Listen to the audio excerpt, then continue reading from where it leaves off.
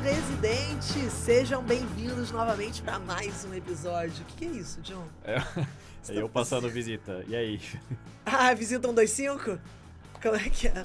E aí? Beleza? Tchau. É isso, visita... É nada, ficava uma hora. É nada, visita 125 é brabo, só vai entender essa quem já ouviu a piada ou quem está assistindo esse podcast no nosso YouTube. Exatamente. Se apresenta aí. E aí, galera, tudo bem com vocês? Sou rato velho de casa, John, professor de preventiva aqui da MED e também clínico de formação. E hoje a gente vai falar sobre a história da Joana? Não, poderia ser? Poderia, mas é o inverso. Mais ou menos, mas é o inverso. A gente hoje quer conversar sobre um assunto que a gente recebe muito, a galera mandando mensagem. É bem comum, né? A gente vai chegando, às vezes meio do ano, putz, não tô me achando, não sei se era isso. Uma galera que coloca várias possibilidades de residência ali quando tá prestando. E aí fala, botei na USP Clínica, na Unifesp Rádio, no SUS Oftalmo e, exato, no Einstein Dermato. Aí você fica, mas por que você fez isso, senhor? E aí a gente quer conversar um pouquinho, porque essa galera depois vem mandar mensagem pra gente falando, olha, não tenho certeza se é isso, se não é. A gente já falou disso em outros podcasts nessa temporada. Eu converso muito com a galera sobre isso, porque é um pouco a minha história de vida, né? Eu não botei várias coisas em vários lugares, mas em um dado momento da minha vida eu achei que eu tinha tomado a decisão errada de ter escolhido pediatria. Então, depois acabou que eu voltei atrás e realmente fiquei com a pediatria.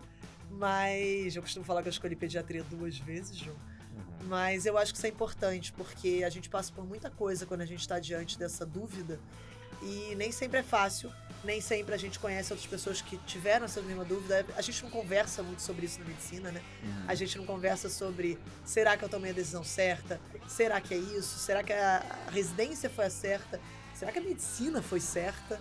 Então, são coisas que a gente bota um tabu ao redor. A gente não quer incomodar, a gente não quer que os outros saibam, a gente não quer que os outros duvidem da nossa capacidade. Então, esse podcast é muito sobre isso, mas não vou ser eu que vou falar. Isso é uma introdução ou um desabafo? Caraca, lavação de roupa suja, foi isso. Mas eu acho que esse podcast... Eu senti aqui uma pessoalidade nessa introdução aí. Rolou, João, rolou. Mas eu entendo. acho que esse podcast vai ser um pouco essa pegada. Vai ser para dar um pouco de referência e discutir um pouquinho, não comigo, mas com a Bianquinha. Então eu quero saber da Bianca se isso já passou, se ela já viveu isso. Mas antes disso tudo, eu quero que a Bianca se apresente. Por favor, Bia. Pessoal, meu nome é Bianca, eu tenho 26 anos, eu sou de Fortaleza, Ceará, e estou aqui nesse podcast, agradeço muito ao convite. Antes de eu vir, realmente já escutava muito podcast da MED, e eu sempre sonhei assim, em um dia estar aqui, eu compartilhando, né? Eu não saberia que seria nesse conceito, mas eu estou aqui principalmente para falar um pouco da minha experiência trocando de residência, né? Para quem não sabe, eu cursei 4 meses de otorrino, que é uma especialidade bem aclamada hoje em dia, aqui no Hospital Geral de Fortaleza. E aí, depois desses 4 meses, eu decidi sair. E aí, vou contar um pouquinho como é que foi esse período, né? Essas dúvidas, como é que foi essa decisão. Bianca, Eita, Lerê. seja super bem-vinda. Conta pra gente, então, o que pesou a tua escolha na época que você prestou pro otorrino? Como foi esse processo? E onde que você acha que deu errado? Já faz uma análise. Justo. Ok. Assim, em primeiro lugar, eu acho que a gente falar que eu não acho que necessariamente deu errado, sabe? Eu acho que as pessoas se culpam muito por tomar decisões que depois elas mudam, mas na hora você achou que fosse a melhor decisão, né?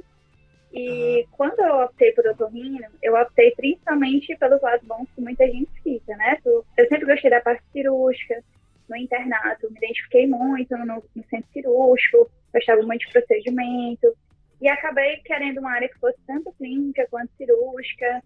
Na verdade, eu prestei tanto para cirurgia quanto para otorrino, mas aí no final conversei com outras pessoas das duas áreas e acabei optando por otorrino, principalmente por ser tanto uma área clínica cirúrgica quanto uma área que tem um mercado de certa forma protegido, porque são poucos profissionais, tem, assim, a fama de ter um bom retorno financeiro e uma boa qualidade de vida, né? Que parece um sonho para quem realmente está ouvindo só. E aí eu optei principalmente por essas razões. Legal. Acho que vale muito para as especialidades com O. A gente tem pouco contato na faculdade, né? Não sei se isso pesou, mas oftalmo, otorrino, a própria ortop, mas ortop às vezes a gente tem um pouquinho mais de contato. Por muitas vezes são especialidades que, assim, são muito faladas, são muito visadas, mas o nosso contato de verdade com elas é muito pequeno. Então a gente cria uma imagem muito romantizada. Eu tô falando da GO, mas isso vale para todas, né? Isso vale muito para clínica. E a gente teve um podcast, eu não sei se já saiu, mas teve ou vai ter nessa temporada, o podcast com o Tomás, em que a gente falou, ele fez radiologia depois de fazer clínica. Então tem muita gente que vai pra clínica porque, eu gosto de raciocínio clínico. Então com o José, porque o Tomás, ele não é médico. Eita, Lereu, o Tomás é o economista. Com o José, perdão. Olha a loucura, a gente tá gravando tanto episódio hoje que eu já confundi tudo. Mas exatamente com o José. Então, isso rola muito, assim, a gente tem uma visão romantizada e que muitas vezes não faz sentido. E, John, eu te digo mais. A gente, quando tá no CR presencial, a gente consegue, em alguns momentos, observar isso na entrevista. Quem sabe o que quer, dificilmente vai justificar de maneira rasa a escolha de vida. Claro. Então, a gente acaba no CR, quando a gente tem a etapa de entrevista, né, a estação de entrevista, a gente pergunta. E tem gente que, às vezes, está na clínica e fala, eu gosto de ver o paciente como um todo, eu gosto de raciocínio clínico. Isso é meio vago, né? Isso é uma coisa muito ampla. Ou conciliar clínica com cirurgia. Conciliar clínica com cirurgia, que é a resposta clássica das OS, da GO e afins. E tudo bem, eu acho que faz parte, mas acho que a ideia aqui, de longe, é condenar quem mudou, quem achou que deu errado ou não, nem foi um dar errado de fato, mas que, não era aquilo ali que escolheu. A ideia não é essa. A ideia é, quem sabe, né, dar um pouco mais de recurso pra galera entender se é de fato isso, se não é, se consegue se justificar, se faz sentido na cabeça dessa pessoa a escolha.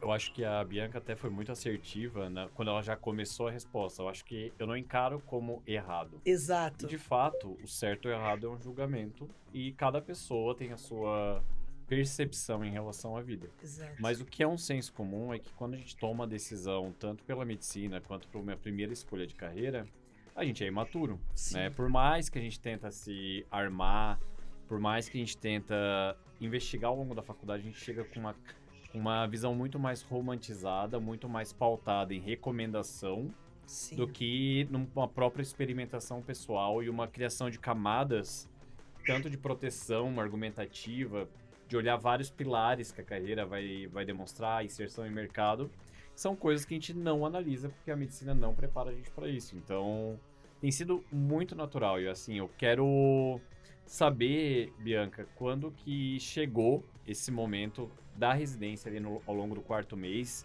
ou se você já entrou no 1º mês e já imaginou que não seria isso, e como que foi amadurecer esse processo e entender que ali não ia ser o que ia te fazer feliz e aí você tomou a escolha de fazer um outro caminho. Conta pra gente como é que foi esse processo.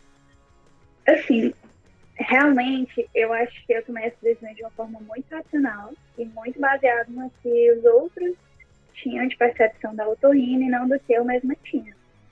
Mas, de qualquer forma, eu entrei assim, de peito aberto, muito disposta a me encontrar na especialidade. Outro lado positivo da otorrina é que tem muitas sub-áreas e a gente pensa que otorrino, às vezes, é só aquela rinite, né, aquela coisa, mas tem muitos subs. E eu achei que em alguma dessas subs eu poderia me encontrar. Então, eu comecei aqui no Hospital Geral de Fortaleza, que é um dos hospitais mais concorridos. É um hospital que eu fiz no internato, eu já conhecia. Realmente foi um sonho para mim ter passado aqui. E no começo, eu fiz muita experiência do R1, né? Lidando com as pendências burocráticas, mas também aprendendo um pouco mais da otorrino. Eu acho que, como a Joana falou, otorrino, oftalmo, essas especialidades que a gente não vê tanto na faculdade, elas são uma residência à parte, assim, porque na pediatria a gente tem um pouco mais de contato. Na clínica a gente vê muito durante a faculdade, mas o otorrino, que a gente tem um módulo ou uma cadeira aqui atuar, é muito, né? Então realmente não dá para vivenciar. Então eu comecei a pegar principalmente a experiência do centro cirúrgico, que é uma rotina totalmente diferente para quem é residente, para quem é interno. Você se torna realmente responsável pela cirurgia, pelos medicamentos que o paciente está usando para operatório. Se aquela cirurgia der certo ou der errado, a culpa é sua. Então, tem muito disso. Então, nos primeiros 3 meses, foi realmente me dedicando a tentar fazer dar tudo certo, todas as cirurgias funcionarem. Estava ali todo o tempo realmente tentando fazer a residência funcionar. E acho que eu fui tão racional, e todo mundo fala tanto que o primeiro ano da residência é tão ruim, que tudo que eu estava sentindo de ruim, eu acho que eu ficava atribuindo ao fato de ser R1.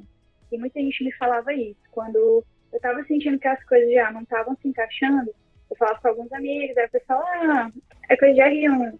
Falar com os meus R iguais, e aí eles, não, isso é coisa de R1, eu também estou gostando. Quando passar o R1 vai melhorar. Só que eu senti que era uma coisa diferente. Porque mesmo no que os meus amigos estavam empolgados, eu não estava empolgada, sabe? Apesar de serem coisas legais. Eu costumo dizer que a otorrino acho que é a especialidade perfeita, só que não é a especialidade perfeita para mim. Porque se você for parar para pensar, realmente tem muitas vantagens. Só que eu acho que escolhi com tanta racionalidade que acabei esquecendo um pouco também da parte que faz o seu olho brilhar, que te faz acordar feliz toda manhã. E com o tempo eu fui percebendo que isso não estava existindo, assim, de minha otorrino. Eu ia, mas querendo que acabasse, já. De verdade. Então, acho que foi depois de 4 meses, assim, que eu já estava dando mais conta da burocracia, já estava entendendo mais as rotinas, já tinha uma certa familiaridade com as doenças. Eu fui percebendo que o problema não era a burocracia, o problema não era a minha inexperiência com a especialidade. O problema era a especialidade mesmo. Eu e a especialidade. Eu achei sensacional e maduro você ter dado esse tempo que realmente acontece. Esse baque inicial a gente pode achar que não, porque a gente fez internato já. Cara, é completamente diferente você ser R1 de você ser interno e assusta. É meio como se fosse... Acho que isso rola no início da faculdade também. A gente entra no início da faculdade, leva uma porrada que a gente não sabe de onde veio, o que está acontecendo. Você se acha... A otorrino deve ser muito, né? Você não sabe nada daquele mundo. Justamente pelo que a gente comentou. Às vezes você tem uma cadeira quando muito. Então, você se sente um bosta. Isso é normal em qualquer residência. E aí você fala, cara, o problema sou eu não sirvo para isso. Então, foi legal você ter dado esse tempo de análise para você excluir essa variável. Do tipo, não, eu já estou aqui há tempo suficiente para eu ver que de fato não rola esse amor, esse encontro, essa identificação, né? Total, bem legal. Total. E emocionalmente, Bianca, como que foi esse processo no sentido de, sei lá, entender internamente que você passou por um objetivo que foi compartilhado com as pessoas mais importantes da tua vida, as pessoas já tinham reconhecido o mérito de você entrar para o otorrino. Eu acho que passa por um processo primeiro muito interno, muito pessoal, e depois tem a influência de como as pessoas vão perceber essa tua decisão. Como que você se portou também em relação a isso? Me conta um pouco mais, não do processo em si, mas do sentimento por trás desse processo. Sinceramente, foi muito difícil, assim, foi péssimo, porque todo mundo achou que eu tava ficando louca. Eu acho que quando você tá lutando com aquilo internamente, quando você cria finalmente coragem para falar com alguém sobre isso, realmente, assim, eu passei 2 anos estudando feito uma maluca, eu passei numa prova super difícil, e agora eu quero sair. Então, dentro de mim, eu já tava me sentindo um pouco insegura em relação a isso, com medo de mudar. Quando você desiste de um sonho, assim, só você consegue ver pelo que você está desistindo, né? E no meu caso, eu só consegui desistir mesmo quando eu já tinha um vislumbre de outra especialidade que eu queria fazer. Então, eu acho que é muito difícil você desistir de um sonho que as outras pessoas veem para você ir atrás de um sonho que só você vê. Porque é uma coisa que é totalmente irreal, não está materializada. Você está desistindo de uma coisa que já é consolidada. Então, quando eu finalmente criei coragem para contar para as pessoas mais próximas, principalmente para os meus R iguais, assim, foi o que eu mais me senti mal, assim, senti péssima. Porque eu tinha 2 R iguais, né, e eles são incríveis, são maravilhosos. E a gente passou por muita coisa junto, se ajudou muito. Mas eu senti que era diferente para mim e para eles. Eu senti que eles, de alguma forma, estavam se identificando com a especialidade e eu não. Então, eu deixei para falar com as pessoas que eu achava que ia ser mais difícil para falar, por último. Primeiro, eu conversei com meu namorado, que sinceramente foi, acho que talvez, o meu maior apoio nessa decisão, porque mesmo eu querendo ir para São Paulo, querendo tentar outra coisa, ele me apoiou 100%. E aí depois dependeu muito assim, da aceitação dos meus pais também. Quando eu finalmente contei para eles, eu acho que eu tive que reunir uma força muito grande dentro de mim para saber que, independente do que eles iam dizer, eu não ia mudar de opinião. Porque é muito difícil você ouvir de pessoas próximas de você que você não deve fazer isso, ou que você não deve desistir. É muito desencorajador. Então, graças a Deus que minha família, meu namorado, meus amigos mais próximos, eles viram a minha angústia. E aí, sinceramente, a maioria deles, dos meus amigos, falaram assim: Bianca, eu não sei porque que foi para otorrino em primeiro lugar. Eu já sabia que isso ia acontecer, só porque eu não estava vendo. Só que eu realmente não estava vendo. E eu demorei um Ô, tempo desgraça, mesmo porque não falou antes. Eu falei pra eles, eu falei: olha, se você já sabia, por que você pediu que antes de matricular? Ainda, a gente achava que você ia saber, não sei o que e tal. Mas aí é isso, assim, tem coisas que você precisa provar mesmo para você ver. Ô, Bianquinha, mas eu acho que você falou uma coisa super importante e que ajuda, mas às vezes atrapalha. As pessoas estão sempre muito presentes, elas querem estar presentes nesses momentos de decisão da nossa vida. Todo mundo tem uma opinião para dar, todo mundo tem algum caminho, tem gente que, putz, vai estar ali falando que otorrino é maravilhoso, tem gente que vai achar que você é maluca, tem gente que vai achar que você é corajosa. Eu ouvi de tudo também nesse processo. E essa decisão diz respeito pra gente. A Bianca falou isso. Isso é uma coisa nossa. E a melhor decisão sobre a vida que a gente vai tomar, a vida que é boa pra gente, é a gente que vai tomar. A gente pode ouvir, e faz sentido ouvir pessoas qualificadas para início de conversa. A gente não vai sair ouvindo qualquer um. Eu não vou dividir com qualquer pessoa que não quer, não fez otorrino, não tá fazendo pediatria, por exemplo, que é com quem você tá conversando. Tem nada a ver uma coisa com a outra. Putz, a opinião dessa pessoa, tipo, dependendo de quem for, talvez você não ouça tanto. Você vai falar: cara, beleza, absorvi, mas é a decisão que faz sentido pra mim, eu já pesei todos os prós e os contras, isso tá muito claro na minha cabeça. Então, eu lembro que na minha época, eu meio que desisti 2 vezes, né? Primeiro eu desisti da PED, eu terminei pediatria na UFRJ, trabalhei como pediatra por 1 ano e fiz neurologia. Então, essa primeira opinião, eu resolvi nem dividir com a galera. Eu falei: eu não vou. A galera me perguntava o que eu ia fazer prova, eu falava: neuro. Aí as pessoas: ai, que lindo, neuroped. Aí eu ficava quieta, eu não falava nada. Eu falava: é isso aí, neuroped. Não vamos complicar. Não vamos complicar, vai dar trabalho, a gente tá no meio do plantão. Pra quem era mais próximo, eu contei que era neuro de adulto. E quando eu passei, todo mundo: caramba, não sei o quê. Alguns falaram: pô, que legal. A maioria foi assim, no geral, as pessoas apoiam essa decisão. Porque todo mundo, em algum grau, já sentiu isso. Eu não apoio. Eu acho que tu é uma desistidora. Valeu, mãe. Não, minha mãe foi... Meus pais apoiaram super muito também. Melhores do que eu. Muito melhores do que o John. Mas eu acho que é importante a gente ter essa clareza, essa coragem de tomar a decisão que é melhor pra gente. E depois de ter desistido da neuro, da USP, depois de ter ralado pra caramba, pra ter voltado pra pediatria, pelos mais variados motivos, né? Acho que isso vai desde o pessoal até não ter se identificado com a especialidade. No meu caso, foi muito a relação que eu tinha na pediatria com o meu paciente, que na neuro não existia. Na clínica, de uma maneira geral, voltar a trabalhar com adulto não era o que eu planejava. Então, você pode falar: pô, mas foi uma decisão impensada. Cara, até que não foi, sabia? Assim, foi uma coisa que só vivendo mesmo e voltando a viver, eu achei que eu já tinha essa experiência da clínica do internato, mas quando você chega lá e é um residente, é muito diferente. Então, eu acho que uma coisa que bate muitas vezes é a culpa. E a Bianquinha em alguns momentos comentou, né, eu trabalhei tanto pra estar aqui, eu estudei tanto. Eu sentia muito essa culpa no início. Gente, mas eu tomei uma decisão errada. Primeira coisa que a gente tem que se despir é dessa culpa. Acho que não faz sentido. E tomar uma decisão racional sem essa sombra aí de culpa. Vou perder tempo, perdi tempo, vou perder mais tempo.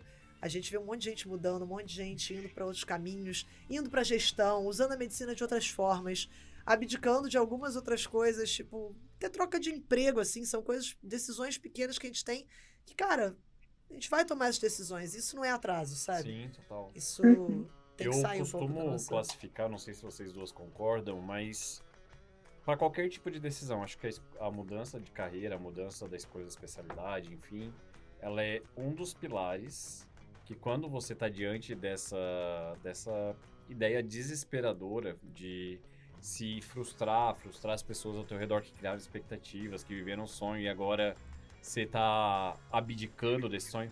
Mas tem duas formas de encarar, né? Ou você banca e não olha pra trás a partir do momento que a decisão foi amadurecida e tomada. E isso diz muito a respeito sobre como você conduz as coisas da sua vida. Ou você vai ficar uma vida espelhada na expectativa dos outros. Isso é triste. É triste. Tipo, eu acho que no fim da vida você pode ter frustrado todo mundo. Mas se você se frustra, se você não viveu a vida que você acha que faz sentido pra você, cara, é triste. Eu acho que essa conta a gente não quer pagar lá no final, sabe? E uma outra coisa é que o processo de mudança, ninguém é uma pedra que vai lá ficar imutável por anos, assim. Eu acho que a partir do momento que a gente vai se confrontando, vai se deformando, vai se reconstruindo, cara, o John de 3 anos atrás pensa totalmente diferente do John de hoje, e eu tenho orgulho que o John de hoje pense dessa forma, entendeu? Sim. Então, eu acho que a gente não é... Eu acho que as pessoas que têm uma característica mais rígida de personalidade, elas vão sofrer muito com essa decisão. Só que, cara, quanto antes, melhor. Bianca, eu acho que 4 meses, eu acho que foi o suficiente para você desenvolver o teste, mas foi muito sábio e muito maduro na minha visão você dar esse passo para trás para poder avançar dentro da direção correta. Não importa a velocidade que você ganha a sua carreira, mas a direção ela tem que estar muito correta. Então, fica meu respeito total aí por toda esse... Obrigada. Tem até uma frase que eu gosto muito que fala: ir embora é fácil quando você sabe onde você deve estar. E eu acho que talvez eu não tivesse tido força para sair da otorrina, com a residência já encaminhada, se eu não soubesse onde eu realmente queria estar. E aí foi outra parte importante da minha jornada, que foi descobrir o que eu queria fazer, né? Com o que eu queria trabalhar. E aí veio o amor pela pediatria. No começo da faculdade. Achei que era bala. Pediatria. Pediatria, né? Nada a ver. Big Brother. Todo mundo surtou, achou que eu ia fazer cirurgia, porque eu sempre gostei de centro cirúrgico, né? Eu falei pediatria, aí todo mundo, pronto, não vou ter que ver. Cara, agora. Tu já percebeu que a galera que tá ao teu redor não te conhece? E quando conhecem, não me dizem a verdade, né? Então, não valem de nada, na verdade. John, Ablu. Sim, vou denunciar isso. Mas, assim, realmente, quando eu tava na otorrino eu veio muito paciente pediátrico, né? E durante a faculdade, quem é meu amigo de verdade, sabem que eu gostava muito de pediatria na faculdade. Mas com o internato, acabei me encantando mais pelo mundo da cirurgia. Só que isso é uma coisa que eu me desencantei completamente na residência de otorrino. Porque realmente é muito diferente você ver a rotina de cirurgia como interno, que realmente só vê aquela cirurgia rara, não tem que marcar cirurgia. Assim, para o interno, ele não é diretamente responsável pelas questões burocráticas, então acaba sendo mais leve, mais fácil. Mas ele vai ali assistir no camarote, né? Só vai ali. Exatamente. Alguém tá pagando combo, alguém tá ali, vai de convidado, acabou a cirurgia, vai embora. Vez por outra, pega se algum staff legal deixar, né? Às vezes faz um pontinho aqui, um pontinho ali, e aí é isso, dorme em casa. Só que organizar uma rotina cirúrgica é muito diferente e é muito difícil, assim. Tem 1 milhão de coisas que podem dar errado. Eu descobri 1 milhão de coisas que podem dar errado. E além disso, as cirurgias da otorrina especificamente são cirurgias bem diferentes da cirurgia geral, né? Em geral, eles operam com óticas dentro do nariz, e com uma seguram a ótica e com a outra acabam segurando os aparelhos. Então, é uma cirurgia bem específica. Geralmente, quem bota a mão na massa mesmo é o staff e o R3, e o resto só fique feliz por estar lá observando. Mas realmente é interessante, é legal, mas não me identifiquei muito. Então, quando eu saí, eu já tinha desencanado com a questão da cirurgia. E aí eu quis fazer uma coisa mais clínica. E eu lembro como se fosse ontem, que eu estava dando plantão, não era pela residência, era plantão por fora. E eu fui atender em um hospital que era flex, que era adulto e criança. E aí eu passei os 4 meses da otorrino, vendo realmente uma coisa muito específica, né, que é nariz, ouvido, garganta. A otorrino é muito específica nesse sentido. E aí eu tive que examinar um paciente pediátrico que estava com dor de barriga. E aí ele estava super chateado comigo, daquele jeito de criança, que não quer falar com o médico. Aí eu falei assim, deixa eu examinar a tua barriga, deita aqui, sua mãezinha tá aqui do lado. Aí ele não queria, e aí eu tive, certo ponto, eu tive que fazer cosquinha nele, pra ele deixar examinar a barriga dele. E aí ele logo se abriu, assim, aí foi super legal, ele ficou meu amigo, e aí eu fiquei, meu Deus, eu quero fazer isso pra sempre. Mas assim, lógico que a pediatria não é só isso, né? Mas eu me lembrei um pouco do sentimento que é você olhar para uma pessoa como um todo, assim. É uma criança mais como um todo, porque na otorrino, apesar de ser clichê essa parte de olhar um paciente como um todo, na otorrino já é olhar muito específico. Tem gente que gosta, tem gente que não gosta. Eu não me identifiquei muito com essa parte muito específica. Acabei sentindo falta dessas outras questões mesmo. E pediatria tem toda a outra parte, né? Que a Joana vai poder falar melhor do que eu. Que é essa parte de ser uma relação médico-paciente muito diferente, muito especial, um vínculo com a família muito diferente também. E aí tudo isso foi me encantando e eu senti que talvez fosse meu lugar. Bianca, deixa eu te fazer uma pergunta. Eu acho que a partir do momento que teve essa consciência de que a otorrino não era o teu lugar, não sei, eu fico imaginando se fosse o meu caso. Eu ia levantar uma série de barreiras em relação a uma próxima escolha. Pensando em como que eu evoluí em maturidade. Então, eu acho que teria ao máximo cercado o diagnóstico de coisas e ia averiguar se realmente eu evoluí no estágio de maturidade para escolher uma próxima especialidade, para não cometer a mesma situação, né? Você considera que você passou por esse processo de reflexão ou você acha que não refletiu tanto, foi mais pelo viés emocional, alguma coisa do tipo, e tá indo na fé, na confiança de que vai conseguir? Me conta aí como é que foi esse teu processo. Assim, eu acho muito interessante, porque quando a gente vai tomar essa decisão, né, como você falou, até teve um viés aí na sua fala, que a gente leva muito como se a decisão racional fosse a certa, e a decisão emocional fosse uma coisa que talvez a gente não deva considerar muito, talvez em uma porcentagem menor. E o que eu aprendi com os meus erros, na verdade, foi o contrário. Foi que talvez eu devesse escutar um pouco mais a minha intuição. Lógico que tem a parte racional. Antes de eu decidir pela pediatria, eu conversei com muitos pediatras, vi como é que era a rotina. Acho que você realmente tem que vivenciar a rotina. Mas eu acho que a gente, às vezes, se foca tanto em decidir pela parte racional, e foi nisso que eu errei em primeiro lugar.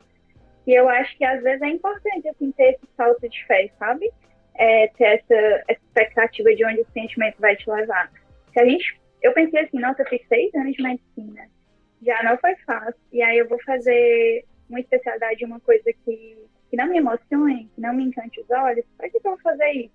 Para, sei lá, ganhar mais dinheiro, ou para viver minha vida, e quando terminar o consultório realmente começar a viver? Então, eu acho que é importante você conhecer a rotina do seu serviço. Pediatria é uma realidade que eu já conhecia mais do internato e também da faculdade, né? Uma área que você, querendo ou não, conhece muito mais do que o otorrino. E eu também trabalhei um pouco mais na área, né? E acho que isso me deu mais segurança e maturidade para decidir que realmente era o que eu queria. Quando eu realmente decidi pela pediatria, eu já dei alguns plantões de flex, já estava mais familiarizada com aquele ambiente da pediatria, já tinha atendido algumas complicações. Então, eu sabia mais ou menos o que me esperava. E acho que foi uma mistura dos dois, assim. Acho que seria correto dizer que, sinceramente, é uma mistura dos dois. É tanto um pulo de fé, quanto também uma decisão guiada por fatores racionais. Calou a boca do John. Brilhou, Bianquinha. Achei linda a sua fala.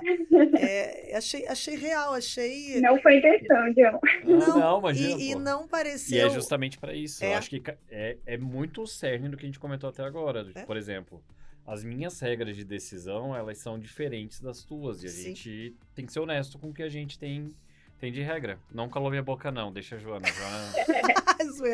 Não, e eu achei bonito...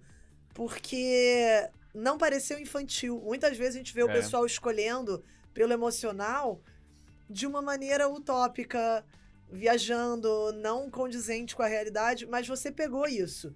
Então eu achei... Você fez toda a sua análise, achei isso muito bacana. Ela é uma argumentação bem lógica, ela é bem linear, ela não é uma argumentação romantizada por ser romantizada, porque o romantismo, esse é o grande problema, né? Ali, entre a ilusão e o real fica...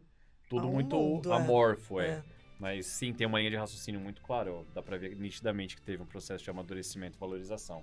Bem legal. Eu tenho uma dúvida, Bianquinha, que é a seguinte. Quando você tomou essa decisão, foi 4 meses, então coloca aí Foi. julho. Que você largou em julho? Foi.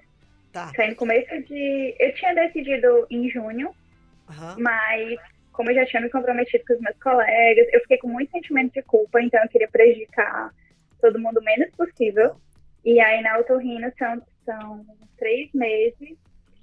Tem rodízios que são 4 meses, eu acho. Então são 4 meses para você mudar o rodízio. Tem o rodízio de nariz, cabeça, pescoço e garganta e de ouvido. Então eu saí concluindo um ciclo, que foi concluindo o ciclo do nariz para prejudicar o mínimo possível. Então eu terminei em junho, já sabendo que eu ia sair. E em julho, dia 1º de julho, foi que eu realmente tranquei. Legal. Acho que esse foi um dos sentimentos mais difíceis, assim, também, que é eu não quero prejudicar quem está neste bote comigo. Nossa, Então, sim, com certeza. É muito ruim. Inclusive, foi o principal determinante aí para eu ter largado a neuro tão rápido. Foi o tempo aí possível para que alguém entrasse no meu lugar, para eu não atrapalhar tanto assim. Só que, se por acaso, né, você tá na situação da Bianca, ou já passou um tempo, você já tá com os residentes, acho que o John comentou de não se influenciar pela decisão que os outros acham, não viver a vida que os outros querem, vale também pro seu R+. Sim, você não pode ficar, eu não vou sair da residência, eu vou concluir porque eu vou atrapalhar meu R+. Óbvio que eu não tô aqui, vamos atrapalhar o R+. Não, mas aconteceu. E dificilmente o cara, eu não sei como é que foi com você, Bianquinha, mas dificilmente o cara vai te esculachar, vai falar, não, vai continuar agora, que não importa que seja isso que você não quer. Porque, sabe, existe um grau de empatia e de compreensão de que a pessoa estivesse nessa mesma posição. Putz, é a decisão lógica a se tomar. Deve ter acontecido isso contigo também. Assim, eu acho que eu senti mais esculacho, assim, das pessoas que não eram da otorrino, ou que queriam passar para otorrino, que me viram com a vaga e tal. Só que eu sinceramente não me importei muito com isso, porque eu acho que quando você passa, você conquista o direito daquela sua vaga. Eu não entrei querendo prejudicar ninguém, eu não entrei sabendo que eu ia sair. É uma coisa que está suscetível a qualquer um acontecer. Claro. E os meus colegas de otorrino, quando eles entenderam que não era uma crise, não era algo temporário do R1, eles realmente me apoiaram. E quando eu expliquei o porquê e para onde eu queria ir, eles casaram muito assim com a minha personalidade e falaram, Bianca, não tem jeito, é isso mesmo. E eu acho que faz muita diferença também se você souber sair. Minha mãe sempre disse que mesmo quando você for sair de um lugar, você tem que saber sair para deixar as portas abertas, né?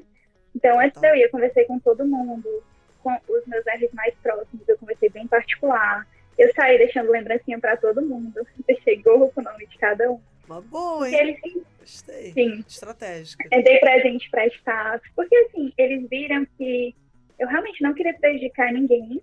E o meu sentimento de culpa, assim, de tristeza, foi tão difícil superar isso para ir atrás das coisas que eu realmente queria. E quando eles entenderam isso, eles me apoiaram muito. Tanto que hoje, os meus colegas da antiga residência comemoraram muito minhas aprovações, me mandaram mensagem, estão super torcendo por mim, e eu por eles, é assim mesmo, né, a vida.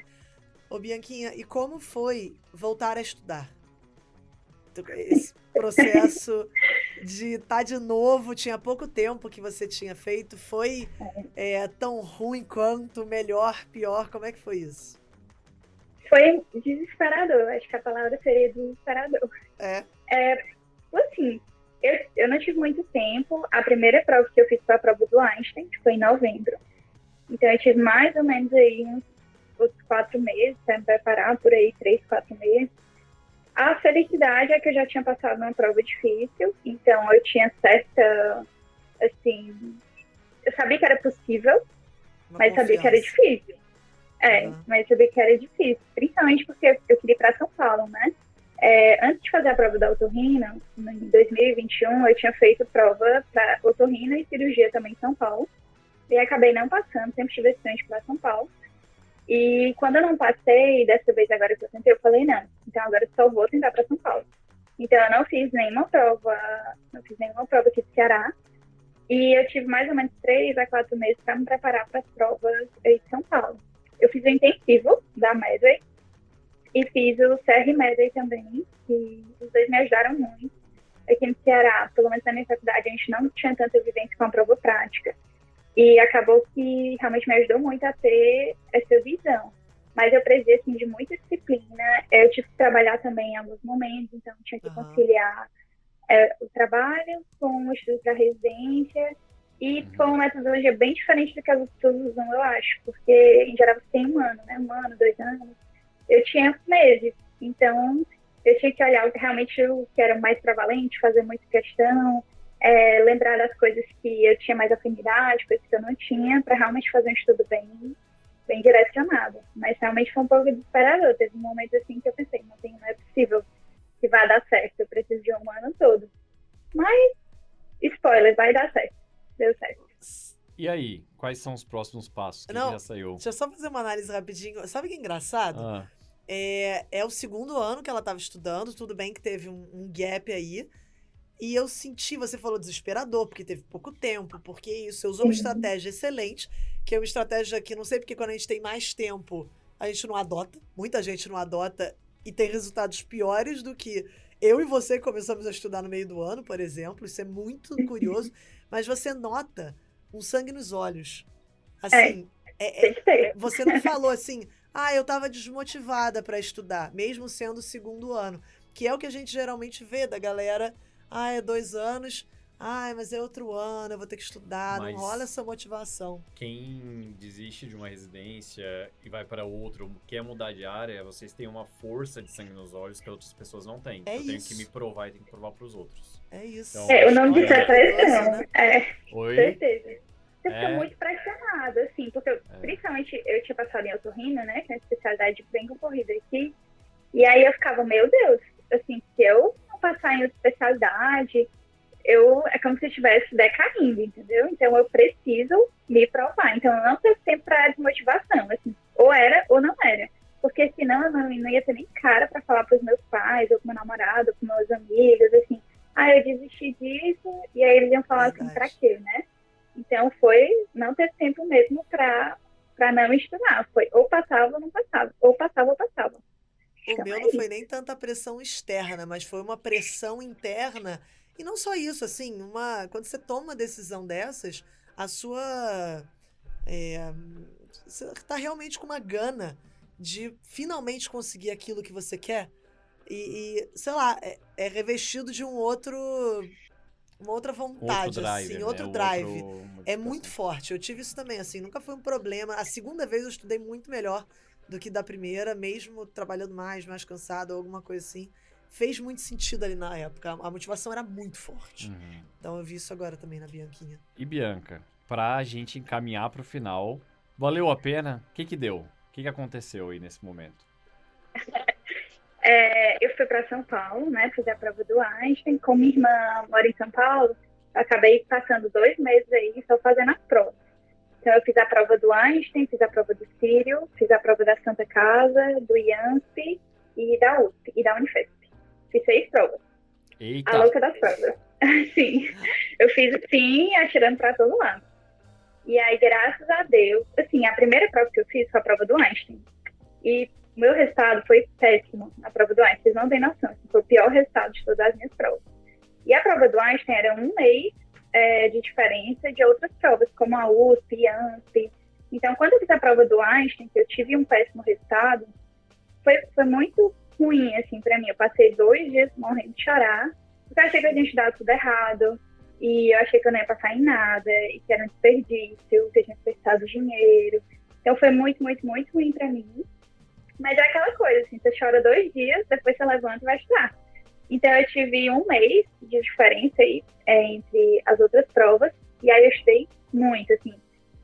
Eu nem sei quantas questões eu fiz, mas fazia muito, muito, muito questão, eu estudei demais.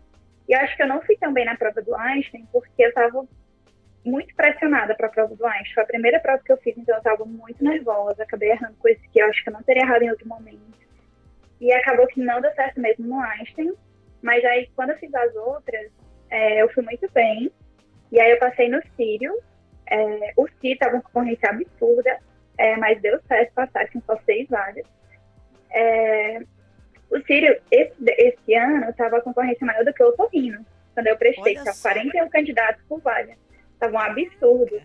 Mas, assim, graças a Deus deu certo o Sírio, a Santa Casa. O resultado do IANS da segunda fase não saiu ainda, mas na primeira fase eu estava em quarto. E a USP, né? A USP saiu agora, e graças a Deus passei na USP, que é a escolhida. A Unifesp eu passei na primeira fase, mas a segunda eu não cheguei a fazer, porque eu já tinha tido outros bons resultados, e aí estava procurando apartamento, e aí não deu para eu fazer a segunda fase. Mas, assim, graças a Deus, vai dar certo. Tô aí arrumando a mudança para São Paulo. E foi muito, muito, muito, muito realizador para mim poder... É como se eu estivesse concretizando um sonho que só eu vi há uns 4 meses atrás, 5, 6 meses atrás. E foi muito gratificante. Realmente, eu tornei algo real que só existia na minha cabeça. Então, foi muito bom mesmo. Sensação de dever cumprida, graças a Deus. Animal. Maravilhosa. A sensação que eu tive quando eu passei na USP, em Neuro, foi melhor do que quando eu passei em PED e melhor do que quando eu passei no vestibular. Foi essa sensação de provar, né, que a gente ainda... No meu caso foi muito, putz, eu consigo fazer, eu consegui voltar numa parada que eu não via há tanto tempo. E sensacional. Parabéns aí, Bianquinha, brilhou. Acho que, enfim, eu já queria começar a encerrar, mas eu queria ver da Bianquinha se tem alguma mensagem final. Mas eu vou aproveitar e deixar... Posso deixar a minha mensagem final ou você quer falar mais alguma coisa? Esse episódio é de vocês duas. Eu tô aqui meio fazendo a social. bromélia, é isso, dando uma resenha. A bromélia. Bromélia é uma baita planta. É uma cara. baita planta, eu também acho. Mas Porque por você que é bromélia? lindo. Saí, hein? Saí bem. Vocês sabem que não é isso que ela quis dizer, né? Só porque Vamos foi a lá. primeira Eu planta vou pesquisar o veio na que é minha cabeça. bromélia aqui agora. Gente, acho que não. Acho que é só uma flor bonita mesmo. Eu gosto de Ah. bromélias.